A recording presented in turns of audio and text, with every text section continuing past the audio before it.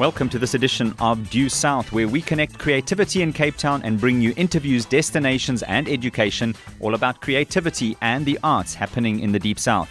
In Mzansi People this morning, I'm privileged to have with me the Argus columnist David Biggs, who has written the column Tavern of the Seas for 30 odd years. David, thank you for joining us. My pleasure. David, if you could just give us a quick background to what this means, a columnist. Well, it's like I said earlier on, it's like being on a treadmill.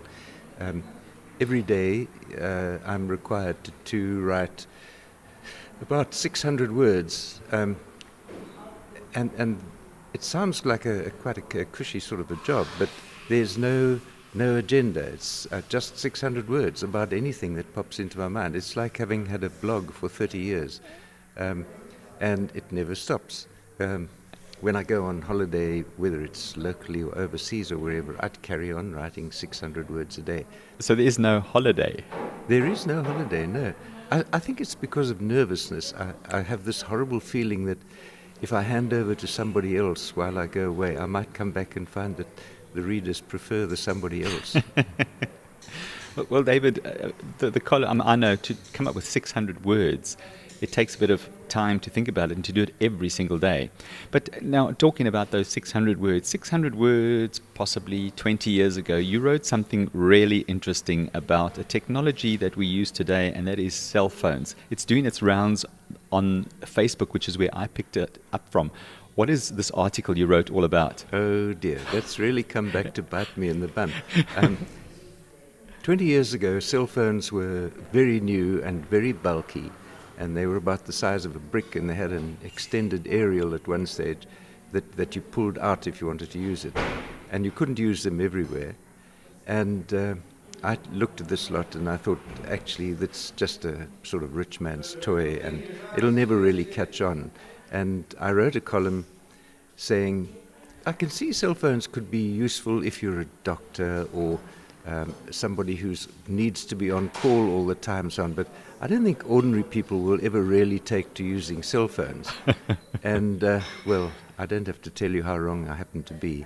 Well, I presume that when you wrote the article, you didn't have a big response, because the response I've seen on Facebook when people have been reading this article and the comments they can now immediately make back, which in the newspaper days you didn't have. Oh, absolutely. Yeah, no, I don't think anybody really took any notice of it, because everybody thought, well, yeah, he's probably right. You know, it's just a little rich man's toy. And I found it quite amusing, because the first sort of experience I had of cell phones, I was in a shop in, I think it was in Woodstock somewhere, and I heard the chap next to me talking on one of these cell phones saying, no, I'm sorry, I can't come round to attend to the problem right now because I'm in Stellenbosch, so I'll try and get you. And he was standing next to me in Woodstock, you know, and I thought, yeah, well, I do see that kind of potential. So what went through your mind when you got your first cell phone and you knew you'd written this article?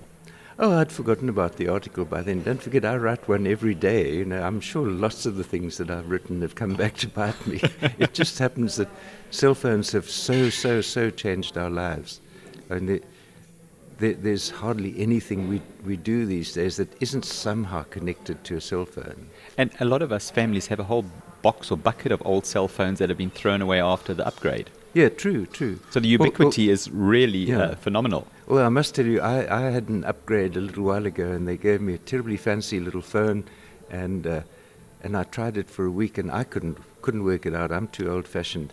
So I went back and said, please take this back and give me a simple one. And they said, no, you can't do that. That's the top of the range. And so eventually I gave it to the chap who comes around once a week to do my garden. And he was delighted. I went and bought a $100 one, and that's what I've got now. Yeah, I remember I had to do that with my mother at one stage. I had to go scrounging the second-hand shops to get one that suited her. Yeah, you want something that just is a telephone, really. I don't find any need to play games on my phone or to find my way around. Basically, where I go, I know my way around. I don't need a GPS or whatever. Right. Well, David, thank you so much for joining us on the program this morning. It's a real privilege to have you, and to know that sometimes columnists don't get it right. Oh, you can say that again many times. It's been a pleasure. I hope to chat with you again in the future. I hope so too.